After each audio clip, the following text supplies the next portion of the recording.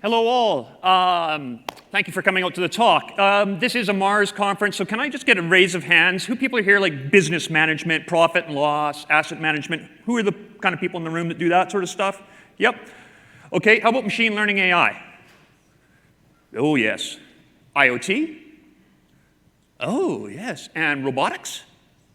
Yes. Space? All right, well, I'm going to touch on all of them. My name is Russell Potapinski. I'm with Woodside Energy. Those of you that don't know us, we're a major gas company in Australia, so excuse me if I'm a little bit down. The jet lag is well and truly kicked in.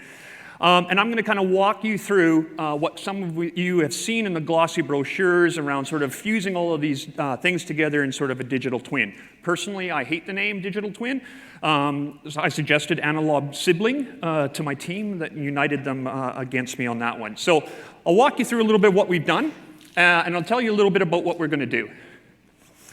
So a little bit of the agenda. First, a little bit about us. What is an asset? And when I say what an asset is to an energy company, I want you to think a little bit broader. That could be a Mars habitat. That could be the Lunar Gateway, the next International Space Station.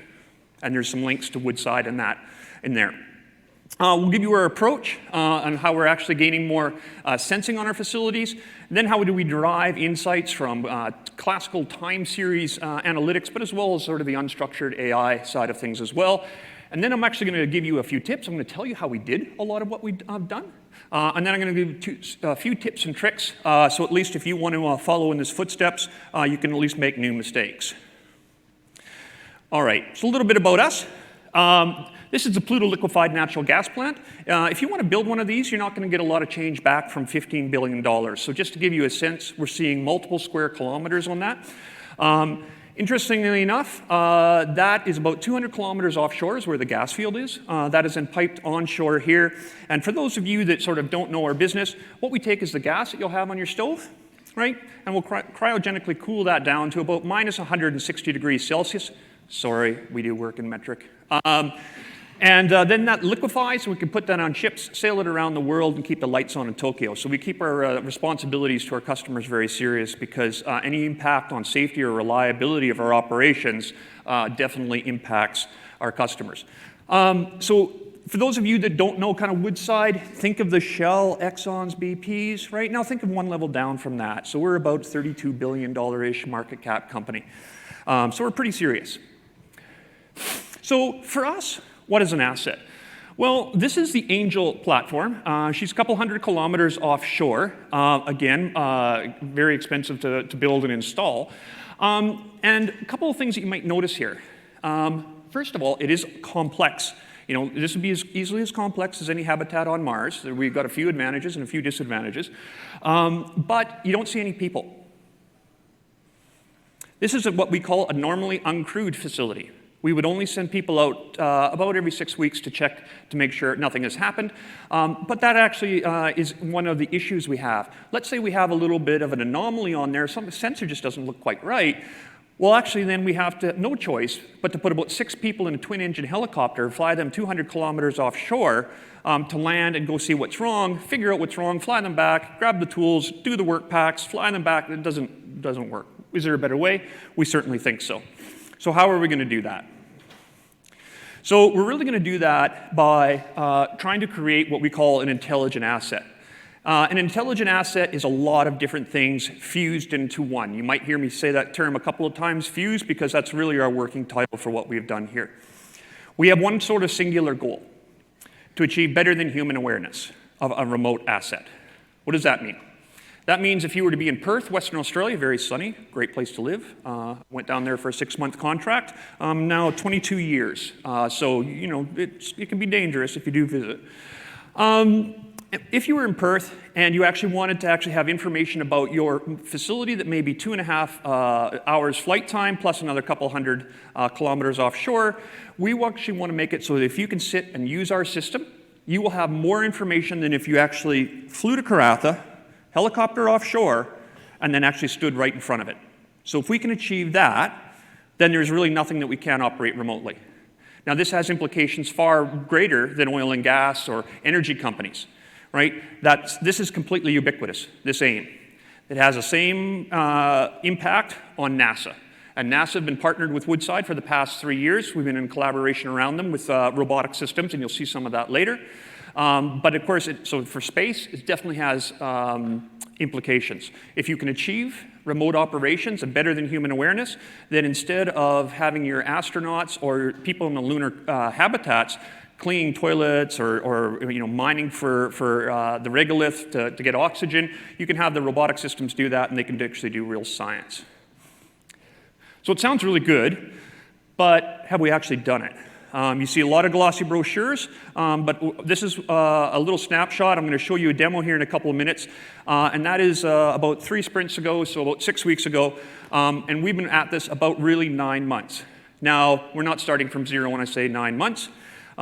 Woodside's data science team has been around since 2015. I had the pleasure of leading the artificial intelligence side of things, and so now we're moving from just artificial intelligence more into the cyber-physical systems, fusing the best of AI, IoT, and robotic systems. So we actually fuse together really kind of 4 key areas. First of all, these sort of facilities that you're seeing before here are actually highly complex and highly instrumented already. They have advanced process control and distributed control systems, right? So we actually take that data.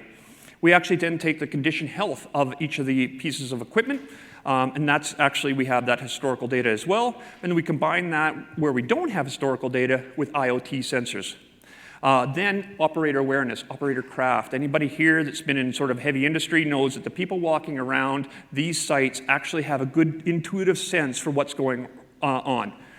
So we actually then combine that with the engineering information we have. And pretty soon, you're starting to get that better than human awareness. So let's actually show you a little bit of a demo where we got up to about 6 weeks ago now. So you're looking at the Pluto LNG plant, the picture that you saw there. And what we're finding is our engineers and maintenance technicians, they actually love to actually walk around it in sort of in the virtual sort of CAD view that you're seeing here. A couple of other things that you're seeing on the side, you're seeing what the tasks are of the day. Down underneath, you're seeing a time slider. And to the sort of left of the screen there, you're seeing the various kinds of data they can have. So this here, when we're looking at, is our water treatment plant. So we've moved away from proof of concepts with robotics or IoT systems, and we're actually fully now mobilized into a pilot program at our water treatment plant. So let's actually walk around it, should we see what we can see.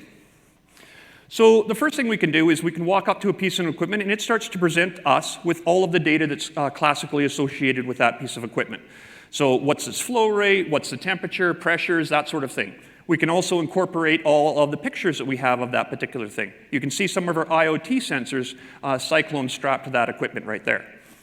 But of course, we can actually take a look at some of the IoT cameras that we have actually put in, and take a look and see what was the situation in sort of real time that we see there. So we can actually do better than this, just better than this sort of static human awareness. So if we were standing in front of this, we might be able to see that that control valve is sitting there at 6.4%. Let's go backwards in time. Let's actually see what it was yesterday, when maybe something happened, maybe there was an anomaly in the plant. And again, this is in a water treatment plant up at Pluto, but this could be an air recycling system on a lunar habitat. So really being able to get that sort of human awareness and really enable human cognition, human intuition to take over without them actually having to do all the manual work of walking kilometers to see actually what's going on. So again, we can go into the pump. We can take a look at some of the data associated with that. This screen here is a very classical screen that you'd see in a central control room. And so the operators sort of like to see this as they sort of normally would. But of course, we can move backwards, forwards in time, and really get a sense of actually how the process is changing over time as we go through.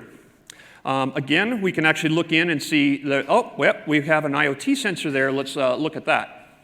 Yeah, and that's looking at the oil cycle gauge. And notice that little blue box around it. That's important. I'll talk about that a little bit later on machine learning and machine vision, right? But of course, we can actually go down the rabbit hole on this sort of stuff. Take a look at this sort of graph here. You can kind of see in the center of your screen, there's a graph database associating that pump with other pumps of its class. There's incidents that have happened with the pump, either maintenance, or maybe somebody's looked at it, or maybe we turned it on or off, and we can collate that data for the operations. But of course, being a virtual system isn't very good unless you can do something like this. So everybody likes the CAD drawings, but this is a reality capture So this is multi-LiDAR with cameras so that we can get roughly about 2.2 billion colorized point cloud. And we've actually captured the reality of the plant at that time, and we can actually schedule these things so that in an appearance of an operations staff, it can appear real time. So you can imagine maybe after a cyclone goes over this plant, being able to deploy a robotic system with a reality capture scanner on its back, being able to actually get a perfect awareness of what's actually going on with the facility at this particular time. This actually has a whole other attendant benefits because we can actually measure things with this to an accuracy within 3 millimeters. And I can tell you how we did that later if you're interested. So let's go back to the CAD view. And of course, because we are in a virtual environment, we're not constrained by reality. We can put the water levels on the outside of the tank if we want. We can actually color code all of the pipes that may be within 5% of a technical integrity envelope. You think this might be useful if actually somebody's looking at the equipment on Mars or the Deep Space Gateway or maybe a lunar habitat. Of course, no talk would be complete without our little robotic friends. So this is a little ClearPath Scout robot that we have on site. And of course, it transmits its XYZ, yaw, pitch, roll. And so we can incorporate that into the virtual environment and see where they are in real time. And then we can also use this to actually summon the robots to our current presence. Or my particular favorite idea that the team has is, I want this robot to be in front of this piece of equipment at 9 o'clock tomorrow morning so I can actually have real-time thermal scans, ultrasonic scans, pan, tilt, zoom, whatever it is you want, gas sensors, whatever it is you want, we can mount on there. So this really allows us to have sort of in one place sort of a platform where we can actually get that sort of better than human awareness and awareness of our site prior to actually even going or even eliminating the trips that we have there and actually being able to have our operators do their rounds virtually. And I'll show you that here in a minute. Of course, in a virtual environment like this does allow us to play around with different technologies. So you saw the reality capture LiDAR scanner. But we can actually go to your more classical street view images, and you can see all the street view images that we have here. We'll click on one and give you a little bit of an idea what it's like to be in the Pilbara of Western Australia.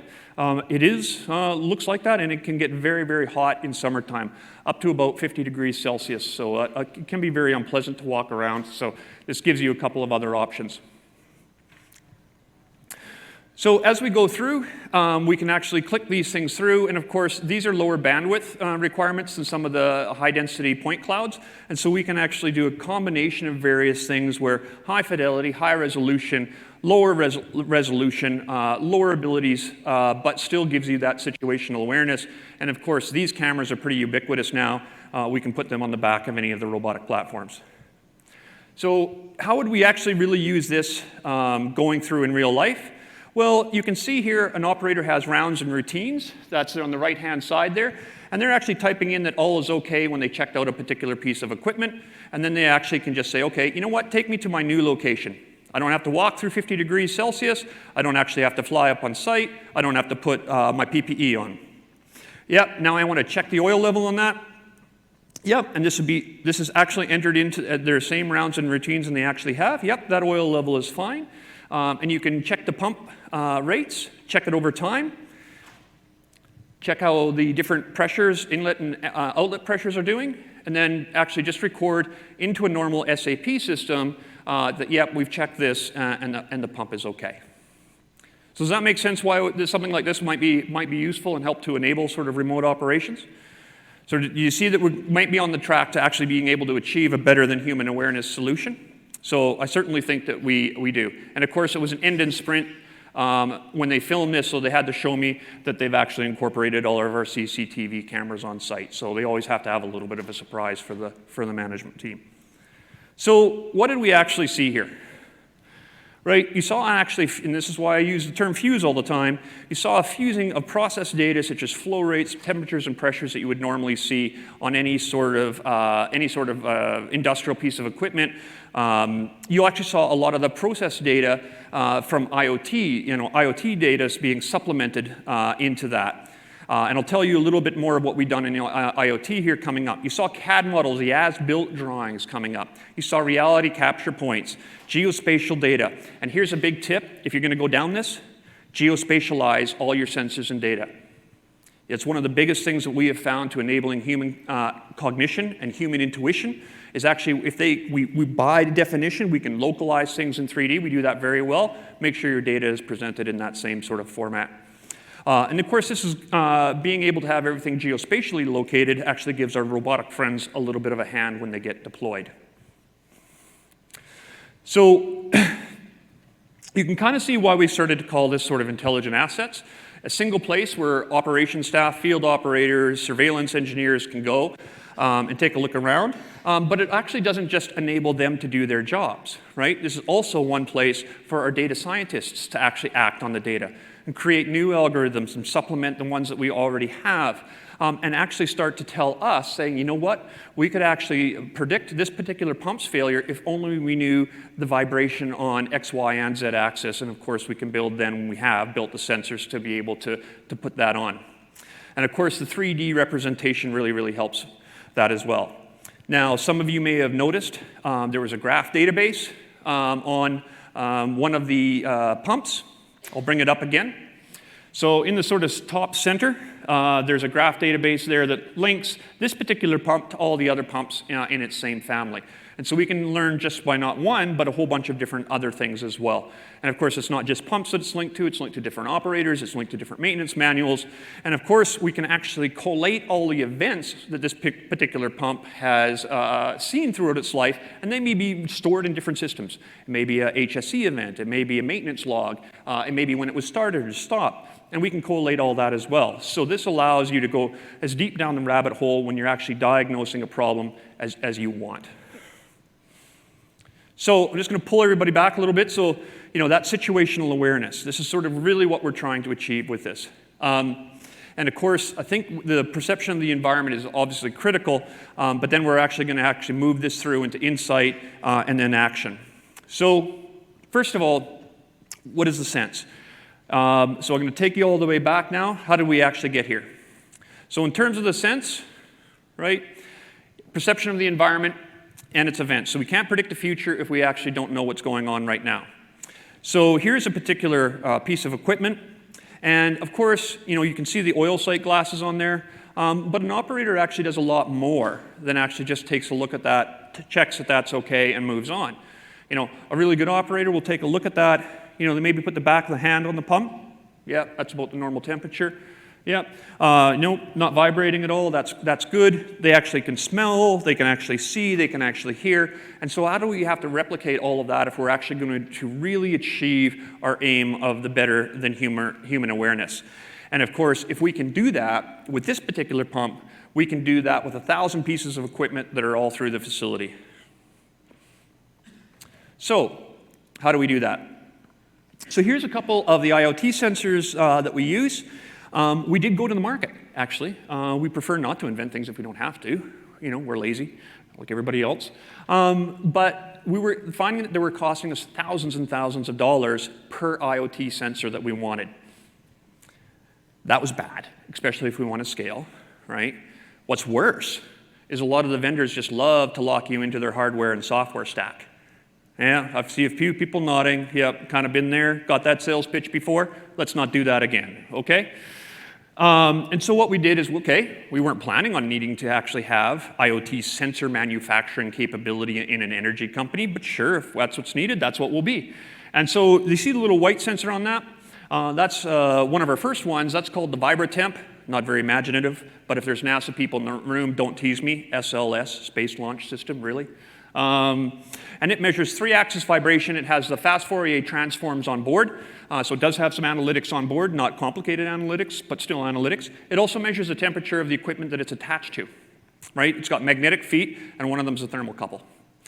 You might be able to see a little black dot under the Woodside logo there. That's actually measuring ambient temperature. So very, very useful device, multi-purpose device. So sometimes it's used just to measure ambient temperature. That's been deployed for that. And it can be deployed for that. Why? Right? Because it cost us $180 to make.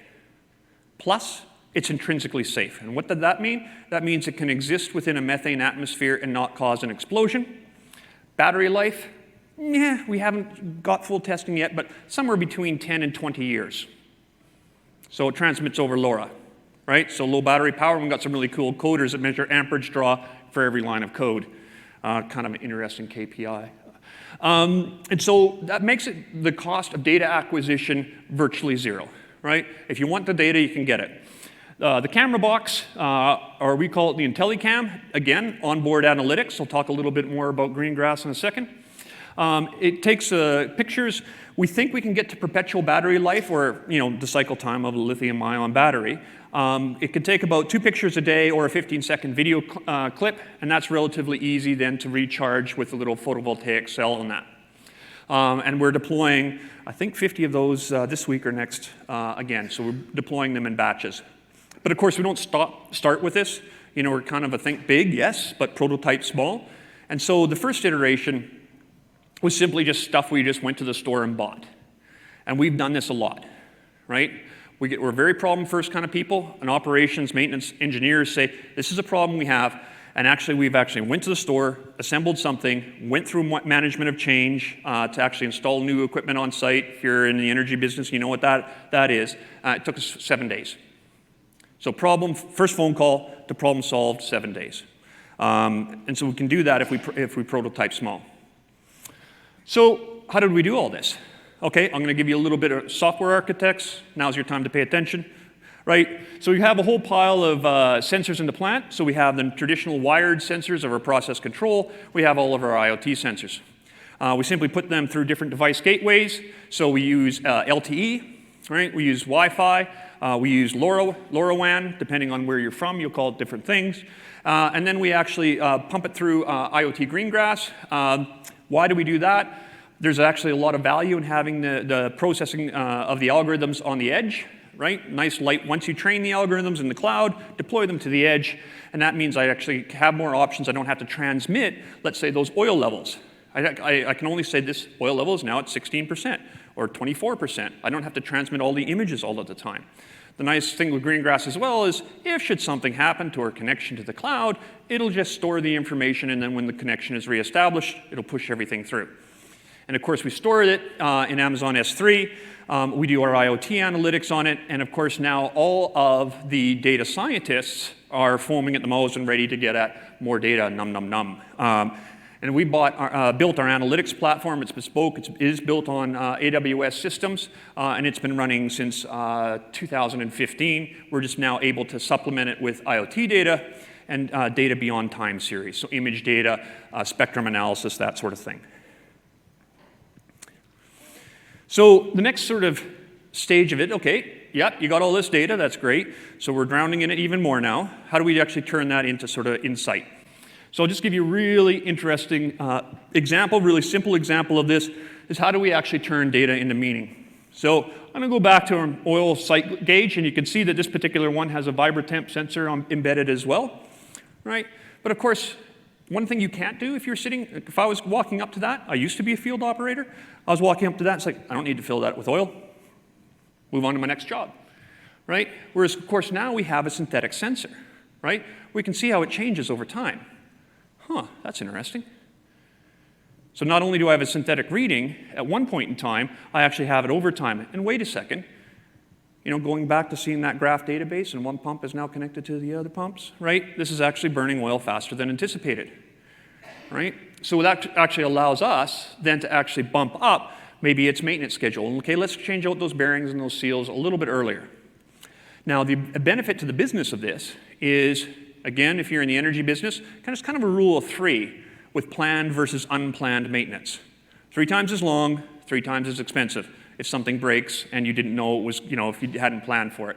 So this really allows for planning, very efficient planning operations. If you actually can do condition-based monitoring of equipment, especially without actually having to rewire anything. And again, this isn't unique to energy company. You could be making ice cream, you could be running a defense facility, you could be running an air recycling station on a particular lunar habitat. So this is a nice thing about this, and it'll go to sort of some of the key tips and tricks that I'll tell you at the end of this speech. So this is probably my favorite. I'm a kind of ML geek. I wasn't always. I actually spent 7 or 8 years in mergers and acquisitions. I wish I had the skill then. Anyway. So this is actually kind of one of the key things I really liked, is how do we actually get and make this actually work? So we take those raw images, right? And of course, anybody here with ML experience, you need to ground truth, right? And of course, ground truth always means human annotation, right? So we took about a couple thousand images of these oil site gauges, stored them in Amazon, and then we actually need human annotation. I don't want to do machine vision on the whole image, right? It's going to be horribly inaccurate. So can we actually detect, just have an algorithm first to detect a sight glass. Then we can crop everything else out, right? And then we can actually do what's the level of the sight glass. Not necessarily rocket science stuff. And of course, we did that. We actually used SageMaker to create the ground truth on that. And then again, we did it again on, okay, once that cropped image is available, let's actually annotate, and then what level is that sight glass at?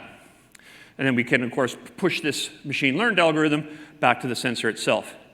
Now, I said I started in Pure AI, in leading that team in Woodside, and that was started that in 2015.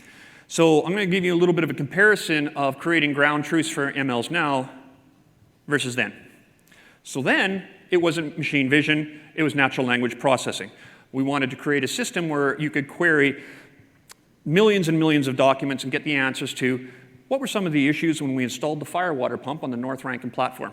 No search engine is going to provide that, so it actually has to be a true NLP engine on that. So in order to create the correct question and answer pairs, or at least reasonable question and answer pairs, it could have been superseded, that was fine.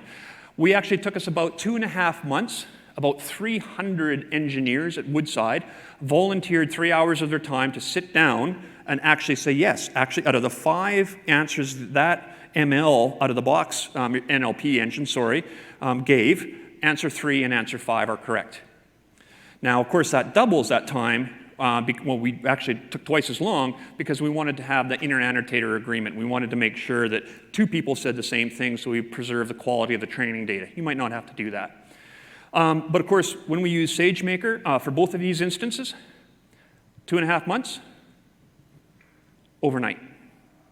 Not worthy of putting in a project plan. So if you think about that, in terms of barriers to scale, that's huge. Now, over the passage of 4 years, I do expect a hard problem in machine learning and AI to get relatively less hard. I didn't expect it to go from a hard problem to trivial. And that's actually just really good workflow mapping, not necessarily any huge technology leaps and bounds on that. So, well done to the team at SageMaker. That's made our lives a lot easier. So if we then go to action, so of course what we want to do here is actually have all of this insight mean something. And it really doesn't mean anything unless we can actually take action on that. So we can show you a little bit about what that looks like.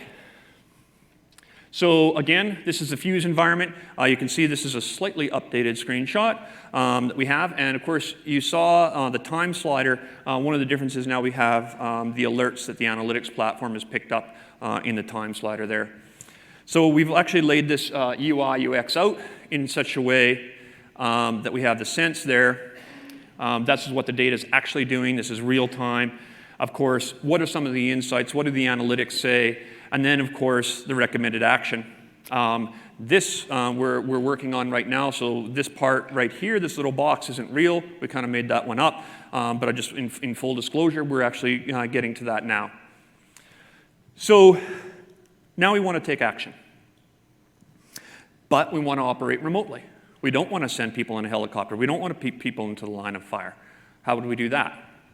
Right? And I mentioned before that I was in charge of our AI teams. And so one of the things that we found when we were creating our overarching AI was that it was useful in controlling robotic systems because it can maintain a contextual thread through a conversation. Back then, we're talking 2016, ancient times, we were coding in Sanskrit, right? It was actually harder to maintain a contextual thread through a conversation. But what we were finding when we put that thing in, we could say, where is the Woodside Donaldson? And it would tell us where our ship is. Or what's the maximum weight of a helicopter that can land on our Angel platform, that platform that you just saw? And it would tell us that, right? But what we also saw was when we put that in the brain of a robot and asked that same question, it would rattle off the Trek file or the paragraph that was as high as probability answers. Highly annoying, you don't want to do that. But then you could actually ask it to do tasks related to the physical realm. Raise your left arm, open your left hand, lower your left arm, that's how you wave. Oh, now I know how to wave. Great. So you've created a new skill set. So it was actually that demo video that led NASA to give Woodside a call, and we've been exploring with NASA ever since the collision of AI and dexterous robotic systems to be able to do task autonomy. And I'll show you where we got to a month ago. So this is a demo we gave. We had our operations staff in Shanghai, in China. And so we actually demoed on, you see there on your left, is a very typical central control room panel. And it's really showing you the pumping of the flow rates of a simple water loop. So we're just pumping water around in a loop. But of course, you're able to see, like you would in a control room, sort of the status of the equipment, the status of the pumps, where your valves are, all of that sort of good things. It does have manual shutdowns, and of course it also has remote automatic shutdowns. For those in the industry, standard sort of double block and bleed arrangement, so you can have double isolation, bleed off the pressure, and of course it has our IoT wireless sensors associated with it. All right, so we started up the pump and we actually induced a vibration into it. So we started up the vibration, and of course it detects that, sends it to the cloud, this is real happening, and says, look, initiate, our recommended action is to initiate a shutdown, you don't want this pump cavitating. Okay, shut that down, and of course we introduce an error into the system so it won't. So now at this stage, we have no choice but to deploy people to the field and go through a manual process. Or maybe we don't. So this is Ripley, ClearPath base, and 2 UR5 arms. So she's running a very standard autonomous navigation suite, open source. But the software that's in the arms and the manipulation part, that is actually NASA's software that was developed originally for the Robonaut. That's the robotic astronaut that is currently down from the International Space Station for repairs and upgrades. But this is actually running the exact same software on task autonomy of dexterous systems. So it knows that there is a 4-step procedure, and that's really about it. There's nobody driving this thing. So of course, first of all, the procedure says, push the big red button. Surprise, surprise, right? And that does actually shut down the pump. But we don't have to send anybody out there. The next couple of tasks have are opening and closing of valve arrangements, which are actually really, really difficult to teleoperate. Trust us, we've done it in an underground mine to help out a mining company that encountered a hazardous situation. And doing this teleoperation-wise with a degree of freedom arms that are unlike your own arm is actually very difficult to do. But of course, now we don't have to worry about that. Now, of course, what are the applications to space? A couple of them, right? Autonomy don't care about lag, right? So we just actually have to have confirmation that it's in the right place, execute the task, then maybe actually send us a picture back that the task was executed correctly, and we're fine. Who cares if that took a 30-minute round trip? It's okay. We can handle that, right? So it's going through, it's actually closed off the 2 sets of valves, and now it's bleeding off all of the pressure.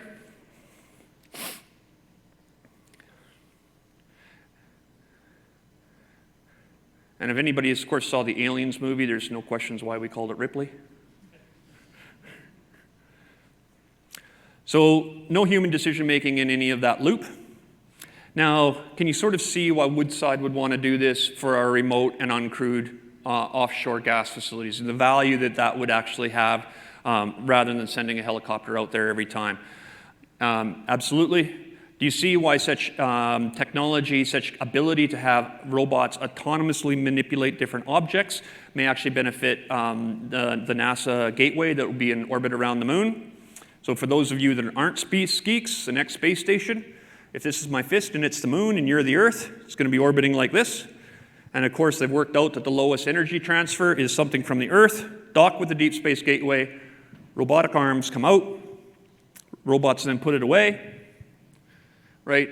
Autonomous spacecraft returns to Earth, orbiting the moon, lander comes up, docks with the Gateway, robots puts the pizzas and the science experiments and whatever else the lunar colonists want, it returns back. So really an autonomous logistics hub.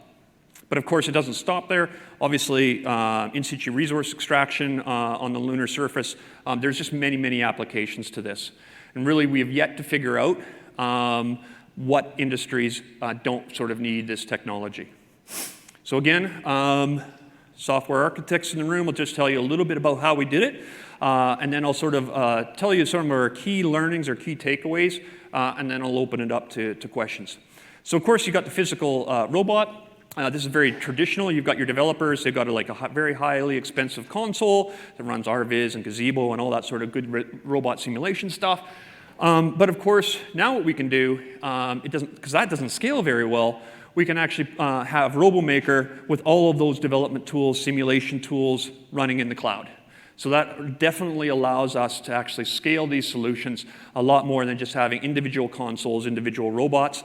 That's really cool, but it doesn't scale, right? And of course, we've invested quite heavily on making sure we have all the hardware being able to do that. But of course, now you don't really need to do that. You can spin up, if you want to do a simulation, you can spin up an AWS GPU server, get that stuff done. Yep, it all works good. And then use the fleet management tools to deploy those to your fleet of robots. So this is really what's giving us the confidence, right, that we can actually move this technology out of my lab, right, and into the real world and into the real assets. And our first robotics to be permanently installed on our facilities, we're targeting by the end of the year. Those will just be our surveillance robots, and the manipulations like Ripley will come a little bit later. And of course, then we can also use all the other native AWS Kinesis, obviously, for video streaming, CloudWatch, and things like that, so we actually know before the users do that something is broken and not working. So really, that's a little bit of the, taking us from sense, insight, and into action, and the actions don't necessarily have to be with humans, but right now what we're doing is actually making sure that these systems are not yet going to be fully automatic. We're still going to treat them as recommender systems to the humans, till we're making sure that it's working well, and then we can always close those particular loops up. So a couple of the key takeaways from this. First of all, I think the tech is absolutely ubiquitous. So look outside your sector for what you're about to do. My team in Perth, right? We have AWS people. Surprise, surprise! I'm at an AWS conference embedded within my team. Chris Dorrington unfortunately couldn't be here today, providing us a lot of assistance in implementing this. We also have NASA engineers from JSC. We're up to about our 5th secondee from there. We actually have defense contractors, Australian Submarine Corp, now called ASC, second people into our team, no charge, just to be able to actually get some of that cross-industry learnings as well. Point number 2, I'm really going to think about this. It's a really simple mindset. Think big, prototype small, scale fast. Yeah. I've read it in Harvard Business Review somewhere, I don't know. But it actually really, really works. Thinking, what can actually be transformative? Because don't worry about the incremental stuff, because the people that are actually in those jobs right now will actually be incrementally improving themselves. That's just human nature. What can we do to really create that step change? That better than human awareness.